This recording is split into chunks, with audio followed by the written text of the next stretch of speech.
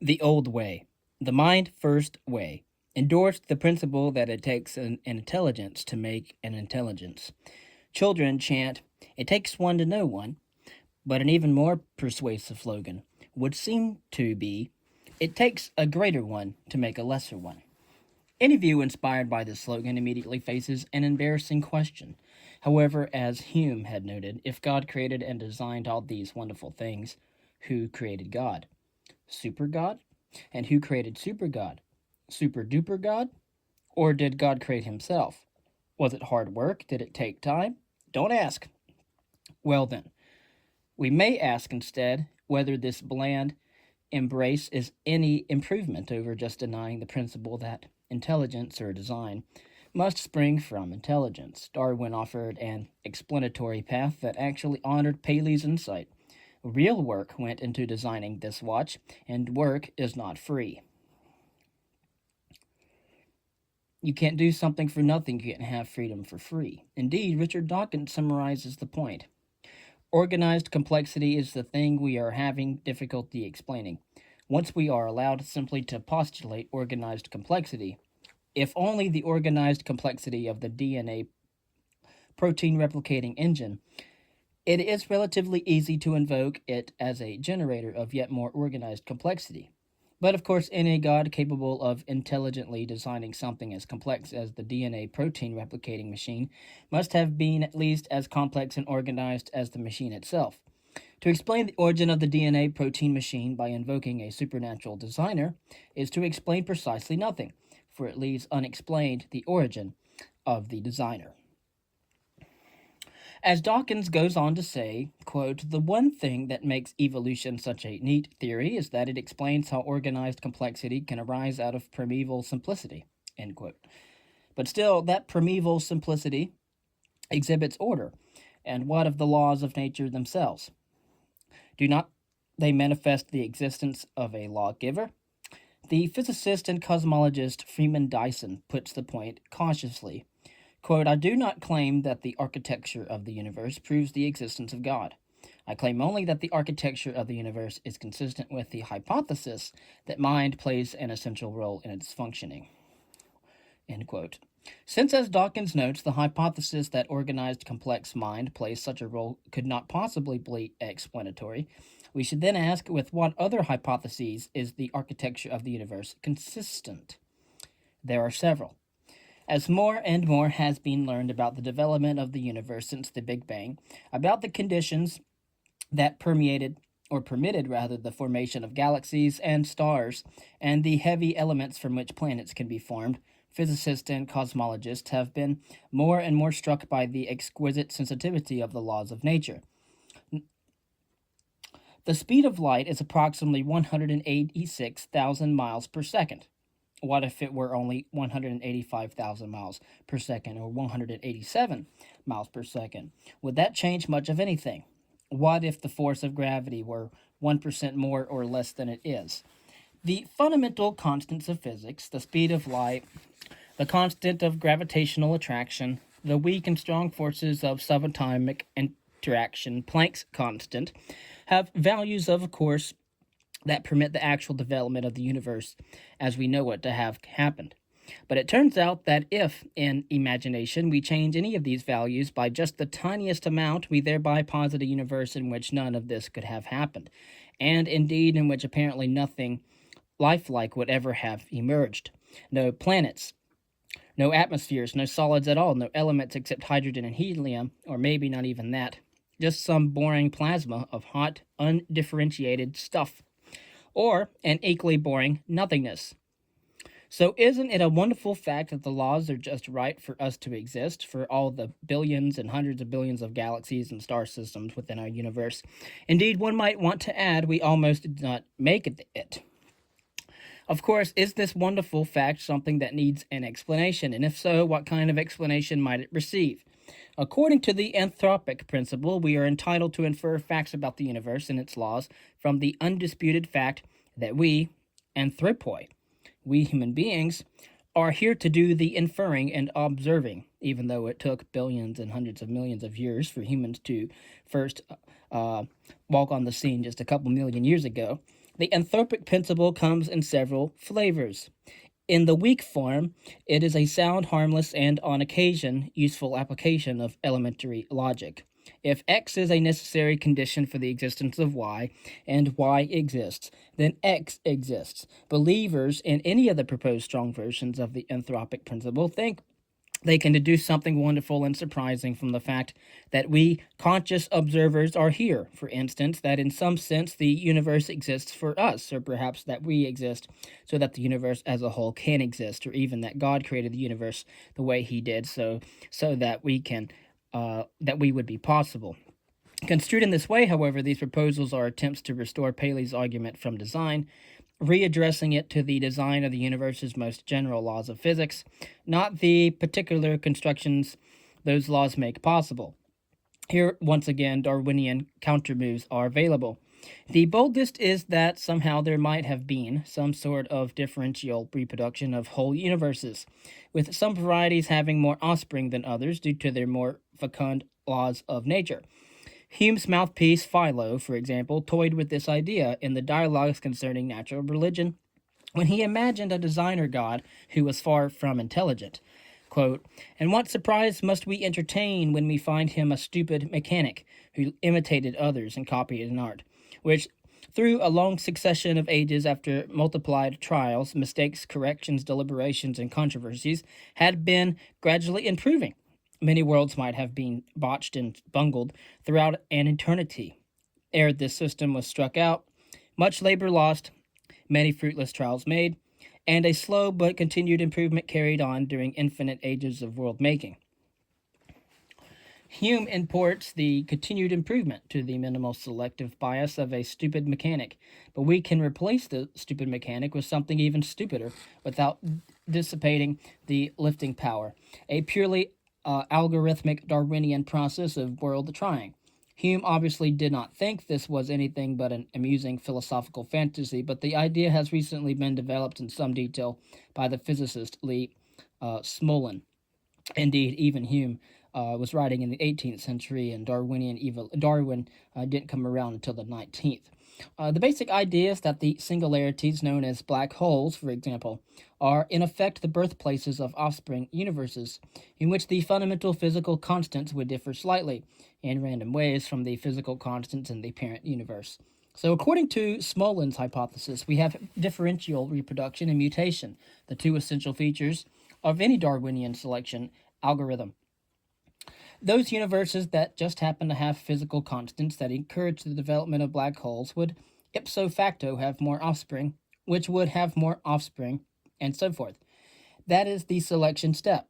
Note that there is no grim reaper of universes in this scenario. They all live and die in due course. But some merely have more offspring. According to this idea, then, it is no mere interesting coincidence that we live in a universe in which there are black holes. You can look and investigate into the work of Sir Roger Penrose. But neither is it an absolute logical necessity. It is rather the sort of conditional near necessity you find in any evolutionary account.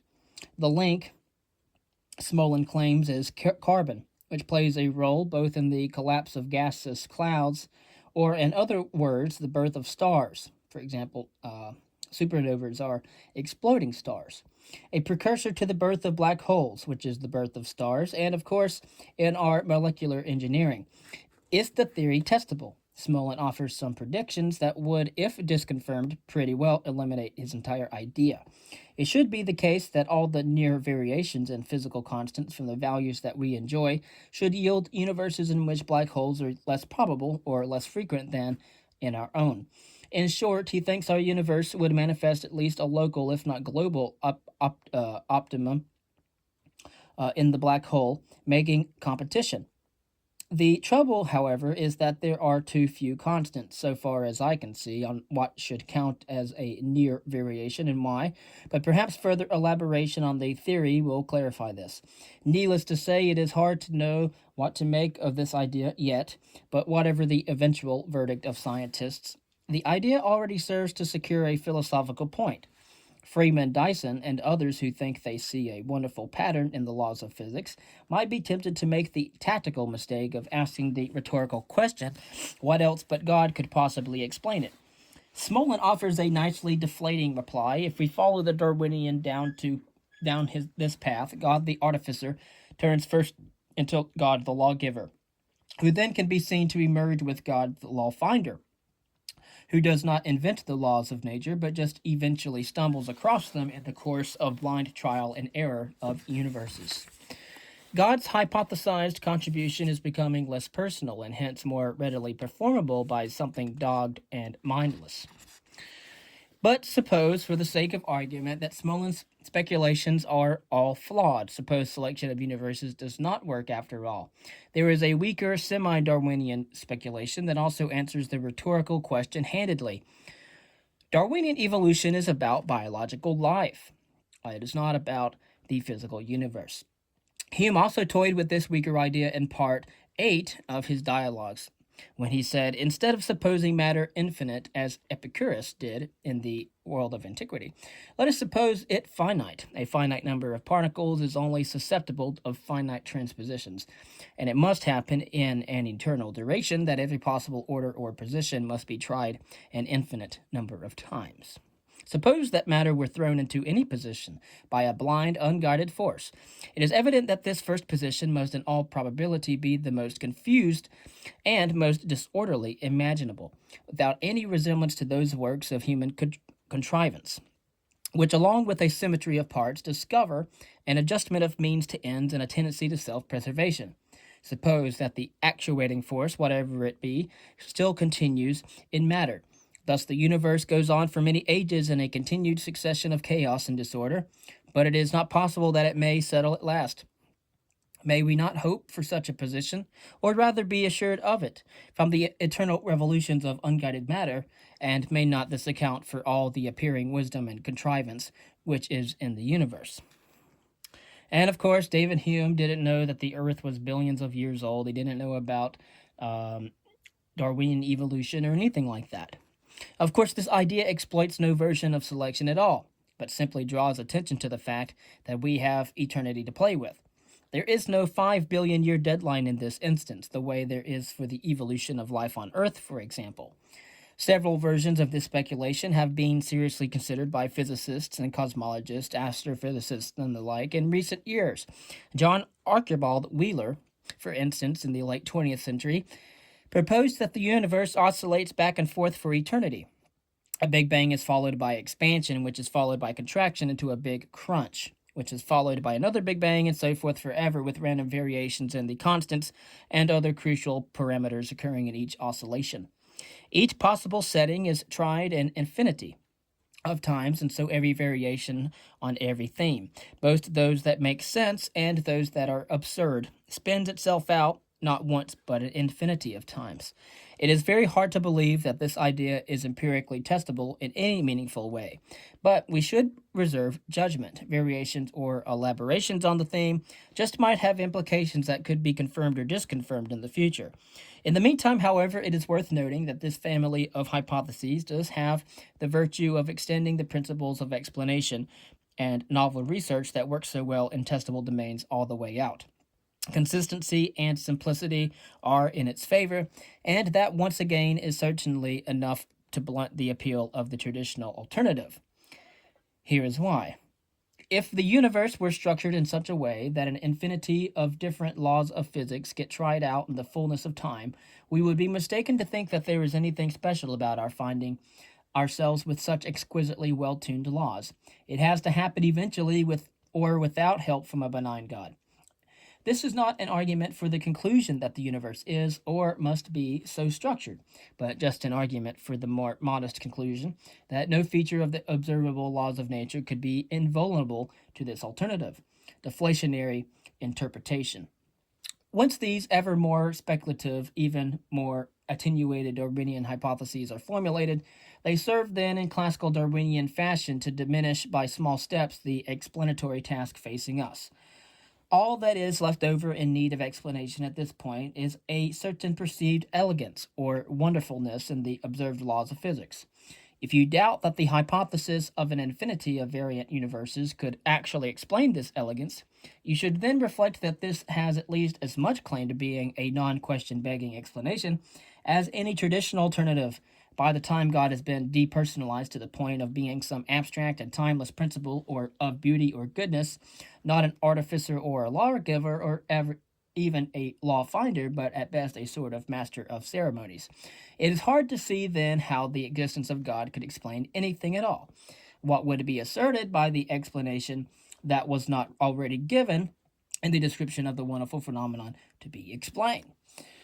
The Darwinian perspective does not prove that God in any of these guises could not exist, but only that we have no good reason to think that he does so. Not a classical reductio ad absurdum argument, but then nevertheless a rational challenge that reduces the believer's options to an absurdly minimalist base. As the Reverend Mackerel says in Peter de Vries' comic novel The Mackerel Plaza in 1958, quote, "It is the final proof of God's omnipotence that he need not exist in order to save us," end quote.